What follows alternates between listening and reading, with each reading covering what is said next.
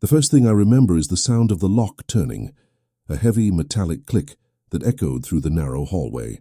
I was led by the arm, my feet shuffling over the cold, cracked tiles, my heart pounding so loudly I thought it might give me away. The guard's grip was firm, unyielding, and he didn't say a word as we stopped in front of a door that looked older than time itself. Its surface was scratched and dented, the paint peeling away in long, curling strips. There was a small barred window at eye level, but all I could see through it was darkness. He opened the door and motioned for me to step inside. I hesitated just for a second, but that was enough for him to give me a shove. I stumbled forward, catching myself on the edge of a battered metal cot. The door slammed shut behind me, and the sound of the lock sliding into place was final, absolute. I was alone. The room was small, barely big enough for the cot and a rusted metal bucket in the corner. The walls were painted a sickly shade of grey, and the only light came from a single bulb that flickered overhead, casting long, shifting shadows. There was no window, no way to tell if it was day or night. The air was thick and stale, heavy with the scent of sweat and fear.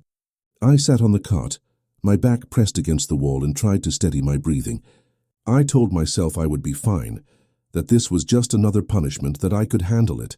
But as the minutes dragged into hours, and the hours into what felt like days, the silence began to press in on me, suffocating and absolute. Every sound, the drip of water from a pipe, the scuttle of something small in the corner, became magnified, monstrous. I thought about how I'd ended up here. It was always the same, a rule broken, a line crossed, a moment of defiance that was met with swift, merciless retribution. The staff called it the room, as if it were just another part of the building, but everyone knew it was different. It was a place of last resort, a place where they sent you when nothing else worked. Some kids came out quieter, more obedient. Others came out changed in ways you could see in their eyes. Time lost all meaning. I tried to keep track by counting the seconds, but I always lost my place. Hunger gnawed at my stomach, and thirst made my mouth feel like sandpaper. Sometimes a guard would slide a tray of food through a slot in the door, but there was no pattern to it.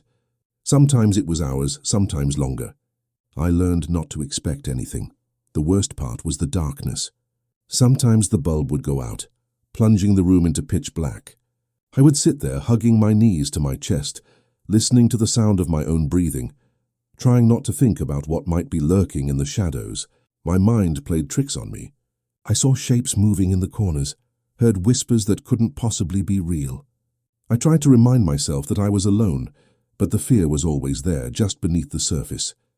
I remembered stories I'd heard from the others, about kids who had spent days in the room, who came out and never spoke again, who flinched at every sound. I wondered if that would happen to me. I wondered if anyone would even notice if I disappeared. Sometimes I would hear footsteps in the hallway, the jangle of keys, the low murmur of voices. I would sit up, hope flaring in my chest, but most of the time they passed by without stopping.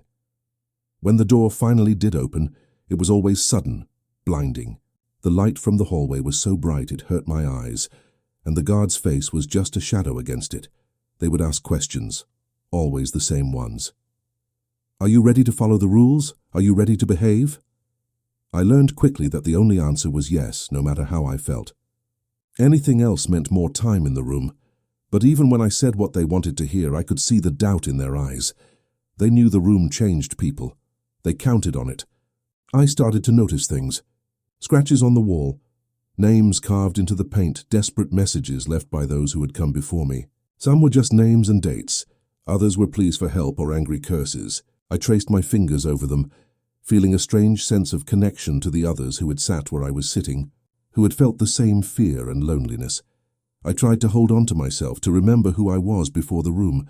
I thought about my family, my friends, the things I loved. I made up stories in my head, replayed memories, anything to keep my mind from slipping into the darkness that pressed in on all sides.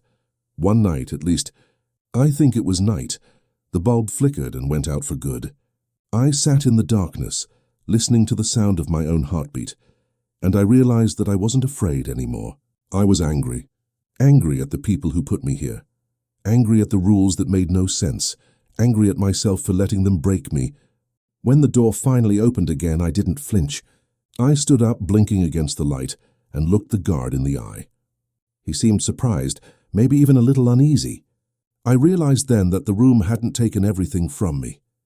It had stripped away the fear, left something harder in its place. They let me out eventually. I walked down the hallway past the other doors, past the faces that watched me with a mixture of pity and fear. I didn't look back.